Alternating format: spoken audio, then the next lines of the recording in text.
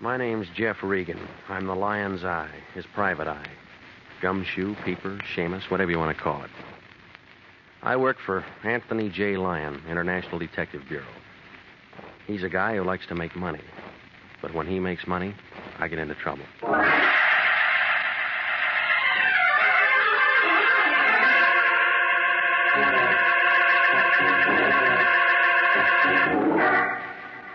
Here's the kind of adventure you've been waiting to hear. Hard-boiled action and mystery as told by Jeff Regan, Investigator.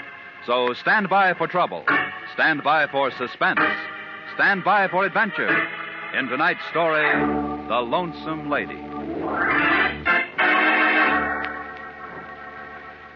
And now, here's Jack Webb as Jeff Regan. Well, this is the way it started. Everything was routine. Melody was at her typewriter working on the usual sheet of paper, backed by the usual 4 carbons, routine. The smell of the Lion's 50-cent cigar hung in the room, routine. And the air conditioning was out of order, all routine. I looked over Melody's shoulder and read the memo. Attention, International Detective Bureau, Anthony J. Lyon, from the American Insurance Company Claims Division. Here you are. Keep the original for yourself and give the others to Mr. Lyon. I guess you're going to be on this. On what? You beautiful thing, you. Huh? Jeff, don't. Jeff, don't do that. Somebody might walk in. Mr. Lyon will tell you all about it. What's the matter? New boyfriend, huh? Now, Jeff. Mr. Lyon's waiting for you. Okay. I'll talk to you later. Regan. You ever hear of a guy named John R. Renzo? Nope. A doctor named Maurice Wade? Nope. A French dame named Marie Rochelle Portier? Nope. Should I? Maybe. I don't know yet. It's all routine stuff on that American Insurance Company contract. They want us to do a little work for them. Their claim man came in about an hour ago, all excited about Renzo. He kicked off early this morning. I can't very well meet him. There's a time and a place for wisecracks, and this isn't it. It figures. Renzo kicks off, and the American Insurance Company's going to have to kick in with $35,000 to his beneficiary. And that's Marie Rochelle Portier. No relation. A girlfriend, I guess. It's almost a bank buster for AIC. So you want me to see her? No. It'd be ticklish if it turns out to be legitimate. Now, you better look at the other angles before you see her. If AIC has to pay off to that dame, we might just as well say goodbye to their business. They can't stand much treatment like that. Well, you mean you want me to find a way for him to get out of it? I didn't say that. If it's legitimate, they'll pay. That's nice. What I want you to find out is how a guy carrying $35,000 worth of life insurance winds up croaked in a hotel on Main Street with 2 dimes and 3 pennies sitting on the dresser. It could happen. Sure, it could happen. But you find out why it could happen. Renzo's worth 23 cents alive and $35,000 dead. And the county's going to have to plant him. The insurance company doesn't like it, and I don't like it. How'd he die? Well, the coroner says it was a hard job. Insurance company? Insurance office says Renzo applied for the policy 3 weeks ago. It was approved 10 days ago, and he kicks out today. Everything's fine on paper. So what am I supposed to do? Find out what isn't fine about what that physical Renzo passed. Now, you can start with the insurance doctor, name him Maurice Wade, and get on him first. And call me if you run into any trouble.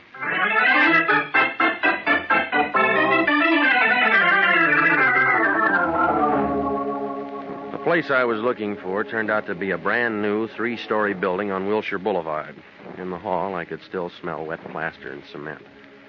There was one name on the neon-lighted directory, Dr. Maurice Wade, internal medicine, diagnosis, and the numbers 310. The sign on the self-service elevator said, "Do not use," so I climbed the 3 flights of marble stairs. The first door at the top was 310. Enter. I entered. A blonde girl in a white uniform sitting at a small desk smiled up at me through sharp white teeth, showed me 1 well-shaped leg and 2 well-manicured hands, all routine stuff. How do you do? Have you an appointment? No, I don't. I was hoping I could see Dr. Wade without an appointment. Well, that's almost impossible. He's so busy these days. I'm Miss Porter, his nurse. Perhaps I can help you. Well, My name's Regan, but I'm afraid I'll have to see him. Oh? Oh, if you don't mind, I'll just stick around and wait for him. Oh, he isn't in just now, and I was just about to go to lunch, Mr. Regan. Well, that's fine. We'll go together. Dr. Wade will be in at 2 o'clock. You can come back then. I get it. 2 o'clock. It was right then that my day began to change. I stepped outside the office door and walked over to the brand-new stairway of that brand-new building. Now, get this. I stopped a minute because I thought I heard somebody opening the doctor's door. I turned around to take a look when I felt something brush my arm. The stairway suddenly turned upside down and began to walk up me. There was a lot of noise all around, and I was trying to yell for somebody to shut it off. It got louder and louder and louder. It was then I decided this wasn't routine.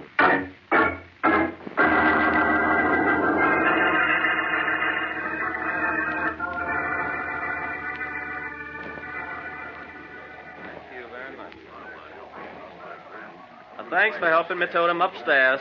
He'll be all right now. I'll take care of him. He'll be all right. He'll be all right. I was lying on a leather couch in a white room. A tall, thin man with a hooked nose seemed to be running things. He was waving an arm at a vague crowd of people near the door. Then somebody I couldn't see shoved a bottle under my nose. Give him a whiff of that. There you are. I think you'll be all right now. Now then, can you hear me, mister? Oh, don't try to move yet. Nothing broken, but you had quite a tumble for yourself, my friend. Quite a tumble. You might have been killed. That's what I was thinking. Somebody shoved me. What's that? I was shoved. That's crazy. I was on the second landing when you come falling down. Wasn't anyone around? Oh, why'd anyone want to shove a man down a flight of stairs? I don't know. You're just plumb bruised and battered, mister. When you get to thinking about it, you just got dizzy from the heat or something. Now, didn't you? Maybe. I'll show you. Mary, hand me that like a good girl. Here you are. Here. Try a little of this. Thanks. That help? Yeah. Have another. You want me to call you a taxi, Mr. Regan? No, thanks. I got a car out in front. Well, better you rest up a minute or two longer, friend. My name's Wade, Dr. Wade. This is my office. Wade, you're the man I came to see. Well, I don't believe I know you. You one of my patients? Oh, this is Mr. Regan, Doctor. I explained that you took patients only on appointment. Mm-hmm. Well, as long as you're here, Mr. Regan, what can I do for you? Well, I'm not a patient. I've been retained by the American Insurance Company to investigate a claim concerning a former patient of yours, a man named Renzo. A private investigator. We're checking on a policy that was issued on him. You were the examining doctor. You don't represent the district attorney's office or anything like that? No, I don't. I'm with the International Detective Bureau. And you don't have a warrant that says I have to show you my files? No, I don't. But I thought that as long as you were employed by the insurance company and you conducted the examination, that you'd let give me go back my bottle, mister. And then you can get on out of my office. Huh? And get out fast. If I'd have known you was something like that, I wouldn't have drugged you up here in the first place. Now get on out of here before I throw you out. Well, you can see how things stood between Dr. Maurice Wade and me. I walked out of the place with as much dignity as I had left. I had other plans. There were other files to look at and other people in the city I could talk to. Detective Sergeant Salvatore Wendetti, morgue detail, was sitting in his office, chewing on a cold cigar, reading a traffic bureau memorandum on the new liability laws. Well, if it isn't Jeffy the Regan. How are you, Jeff, boy? I haven't seen you in a long time. Pull up a chair. What happened? I fell down a flight of stairs. You ought to be more careful. Lots of people get killed doing things like that, so what can I do for you? Sally, I want you to find out about a man named John R. Renzo for me.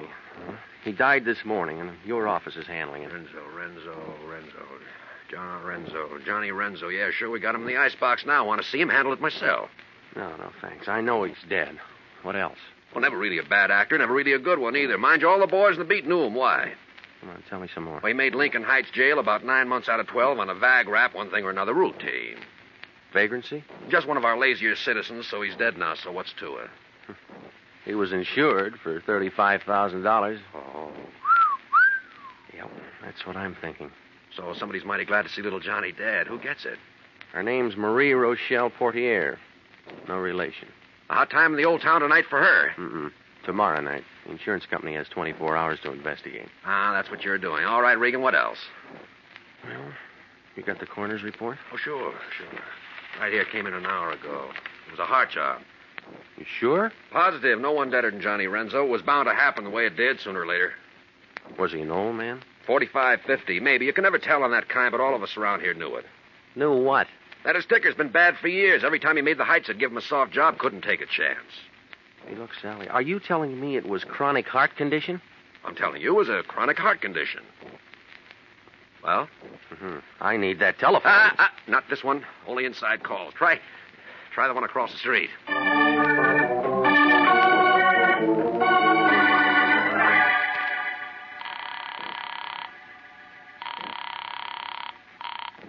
Hello. This is me. I ran into some trouble. What kind of trouble? Well, you'll have to get me a warrant or something so I can get in that doctor's office. What? He wouldn't play ball. He threw me out. Now, the coroner's report shows that Renzo has a chronic heart condition. Then he never should have passed a physical. I thought that'd get through to you. But we'll have to find out what's in that doctor's office before we can do anything about it. Now, look, get a hold of one of those double-breasted lawyers and rig up a thing, will you? Hey, Melody, get my lawyer on the phone. It may take the rest of the day to get you in there legally, and we haven't got the time. So get busy. I just told you I can't get in. If I can't get in, I can't get in.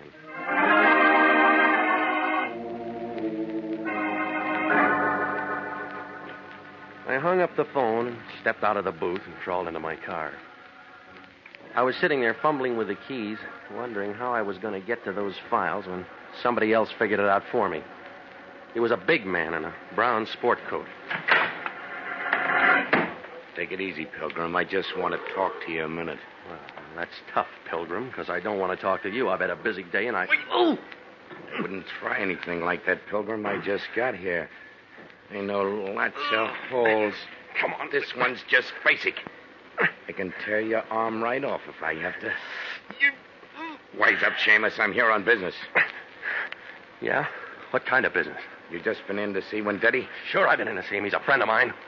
Why the muscle act? Just to make sure you don't start hollowing your brains out or something. Let go. Okay, so what'd he say? Ooh!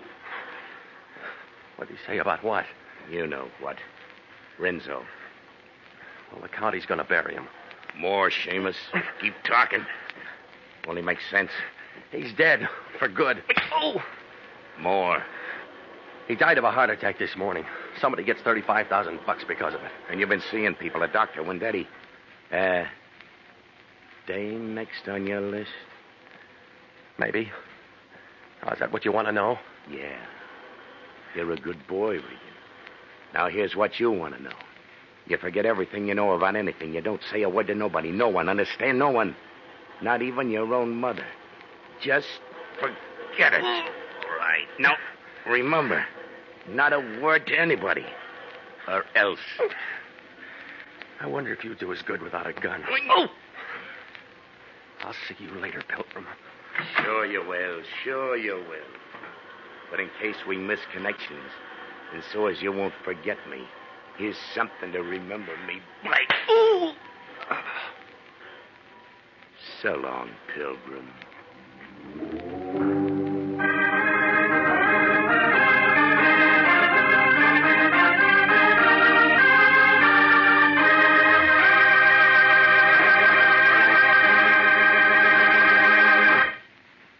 We'll return to Jeff Regan, Investigator, in just a moment. The Army Nurse Corps Reserve still has commissions available. If you're a graduate registered nurse between the ages of 21 and 45, you may be eligible for a commission in the Army Nurse Corps section of the Regular Officers Reserve. Those who meet the high standards and qualify to serve with this fine organization may elect active or inactive status. Nurses requesting inactive status will continue with civilian nursing, but stand ready to serve in time of emergency. In addition, they have the opportunity to take advantage of special training courses. Nurses who request active status enjoy the same pay and privileges as all other officers. Graduate work is provided at the Army's most modern teaching centers, and the nurses obtain educational experiences that benefit them in both civilian and military nursing. Now, if you believe you qualify for a commission in the Army Nurse Corps Reserve, apply to the Adjutant General, Washington 25, D.C. That's the Adjutant General, Washington 25, D.C.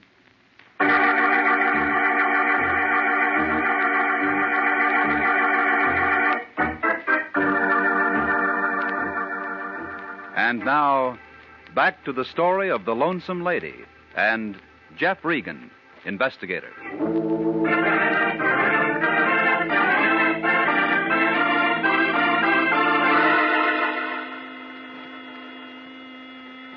This wasn't routine either. It was brass knuckles, a big man in a brown sport coat in the front seat of my car. I guess I fell onto the horn into my steering wheel. I couldn't seem to sit up straight and get away from the noise.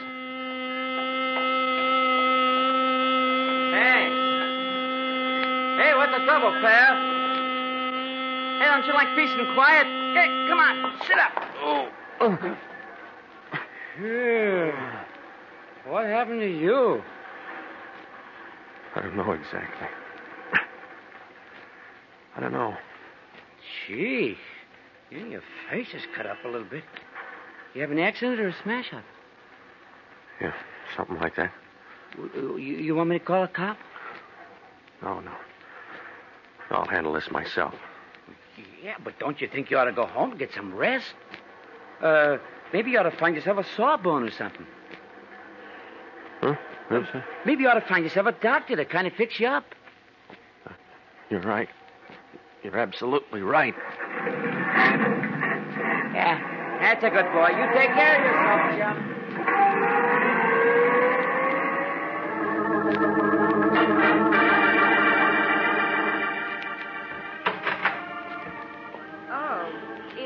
Again. Says doctor on the door, doesn't it? The office is still open, isn't it? Yes, but I thought Dr. Wade told you that he didn't want you here. I heard him, but this is different. If he doesn't see me now, I'll phone the state medical board and the lawyer and anybody else who's handy and make him a first-class Simon Legree for refusing me emergency treatment. Now, cut him out. Oh, you're hurt, Mr. Regan. Oh, please sit down. Sit down right here. Where's your doctor, lady? Oh, he isn't in here. He's already gone for the day. Let me see. What happened? You tell me, lady. I'm just a peaceful citizen looking for a doctor. Sit still. That's a nasty bruise on your forehead. Yeah, I got some better ones where a man tried to cave in all my ribs. Hold still. Lift up your face to the light. That's better. Oh. Tender? Mm-hmm.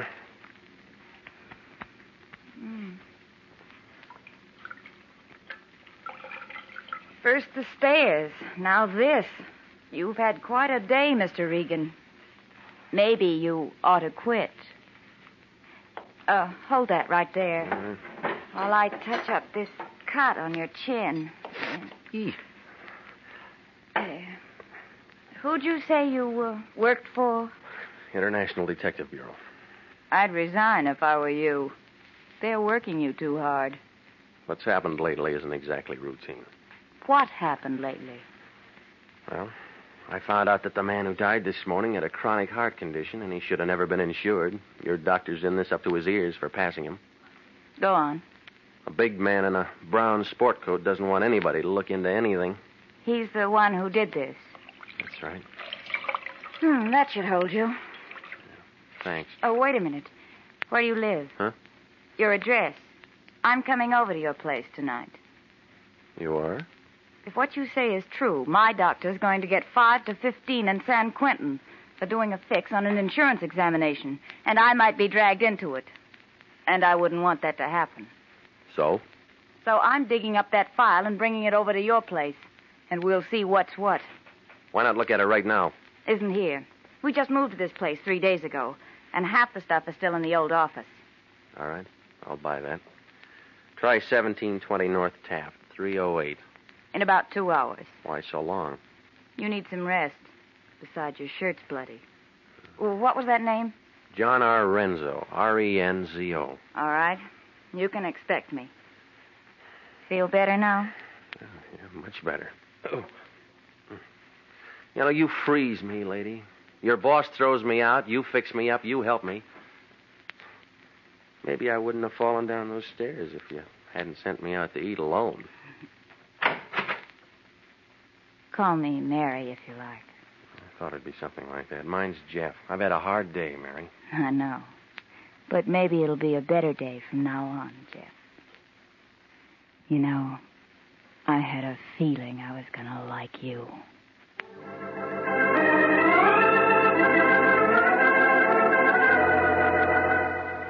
It was just about then that I remembered the beneficiary. She was my last call. I bucked beach traffic out Wilshire and pulled up in front of the Beverly Hills address Lyon had given me. A row of brass mailboxes on the outside of a 4-unit court told me that Marie Rochelle Portier lived there. The man in overalls watering the lawn blinked at me, frowned at the cut on my chin, pointed to his own, and shook his head. I nodded back, wondering what Marie Rochelle Portier, or whoever she might be, whatever her racket might be, looked like. I found out. Yeah? It was the big man without his brown sport coat. This time it was swimming trunks, and he looked as big as the super chief. I threw my whole arm into his face. He staggered backwards into the room, trying to get his balance. I let him have another one in the stomach. He was out of condition. One more, and his chin was cut. He went down, taking a lamp, a card table, and a glass of warm lemonade with him. Oh, yeah. It's real good to see you again, Pilgrim. All right, Seamus, all right. You're the champ. Come on, get up. I might have known I was going to find you here. Where's your girlfriend? No, just a minute. I said, where is she? She ain't around. Ain't no one around but me. Honest. Okay, you give it to me. What are you talking about? Oh, I've met citizens like you before. Oh, now, come on, make it straight. Oh, all right. Oh, you busted my head. I'll make it straight. Marie's my girlfriend. She calls me today, tells me what you look like, tells me where you'll be, tells me what to do. I do it. She knows who an insurance stick will go to. All right, go on. Catch you at the morgue. You're nosy. She says to rough you up a little bit, make you forget what you're doing for a while. I find you like she says and do what she says. And, nothing personal in it. What about the doctor? He split with you and her? Ain't no doctor in on it, just me and Marie. How'd she fix it for Renzo to get insured? I don't know. She's got connections. She gets around. Right, smart guy. Come on, spill. Honest. That's it, Shamus. That's all there is to it. We worked it a couple of times before. I don't know how she fixes it, but she does. I do all the heavy work, and we get along fine. Now and then somebody gets excited, and I have to cool them off for a time. But well, that's it. Straight. Honest. Hey, what are you doing? Shut up. Well, now, don't call the cops. Give me a break, will you? Will you shut up?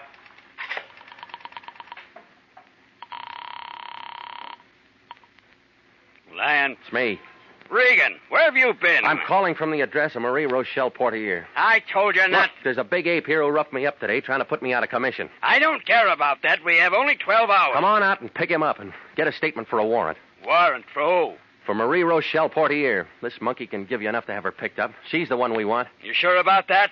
I found out that the doctor who wouldn't let you into his office is in a lot of trouble. Got a wife suing him for divorce, and he might have been it's trying... the Portier dame we want. As soon as you get a warrant on her, it'll make that insurance policy invalid. I still don't trust that doc. It's early yet. Why don't you hop over?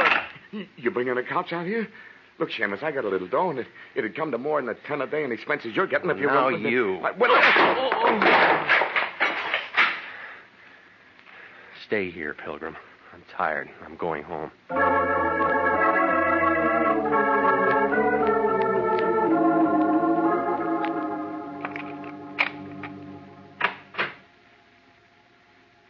I've been waiting for you.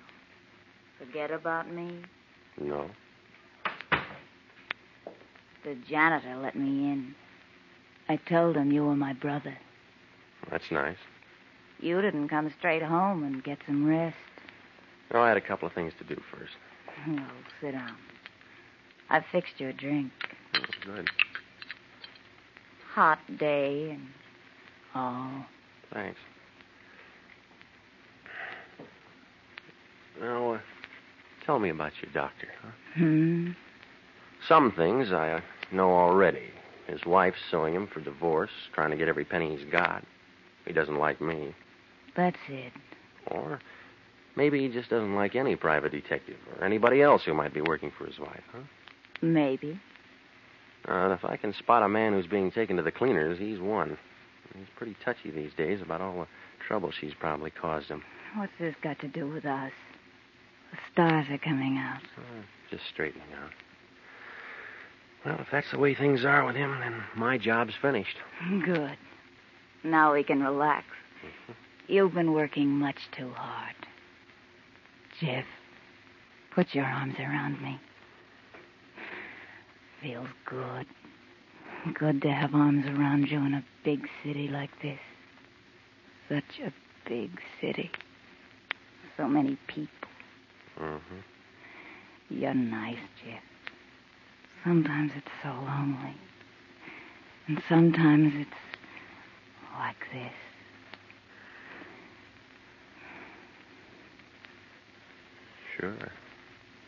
Sure, Marie. Darling. Marie Porter, Mary Porter, it's all the same to me. No, don't reach for it, lady. I took it out of your purse. You I know, I tricked you. I've been wanting to trick somebody ever since you shoved me down that flight of stairs this morning, ever since you shagged your big boyfriend onto me. I'll kill you.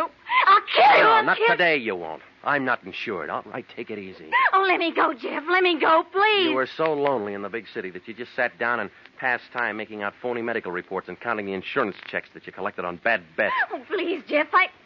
Oh, just let me go, please. So you have me thinking that a doctor's phony when the only thing that's bothering him is a wife and a divorce suit. Oh, Jeff, listen to me. And when I start getting close, you try to scare me off. And when I get really close, you figure to drop over and put on a good act.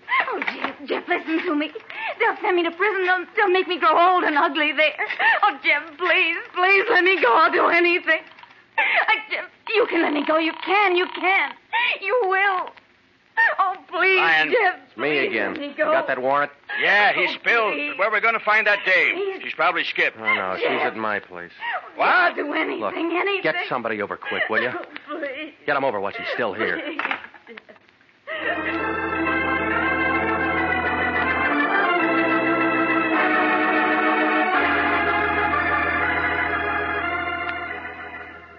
Well, I told it all to the Lion, and he told it all to the American Insurance Company, and they renewed our contract. She's being arraigned next Monday. What happens after that is up to the jury. Melody had a question. Jeff, what do you think they'll do to her? Well, she'll get about 10 years, I guess. If Mr. Lyon hadn't had that contract with AIC, would you have turned her in? Sure, I'd have turned her in. It's my job, isn't it? Oh, it's a big city. A lot of lonesome people down there. They allowed her one call when they took her to jail. She called here asking for you. Jeff, why did she do that? I don't know, Melody. I don't know.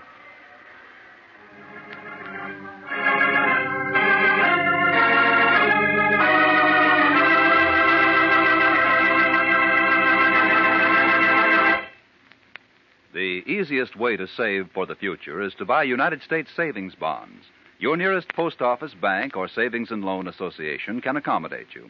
Or you can buy bonds on the payroll savings plan. Just ask your employer to start deducting for a bond a month. A bond a month is good security for the years to come. For money in the future, buy United States savings bonds now. You will be glad you did.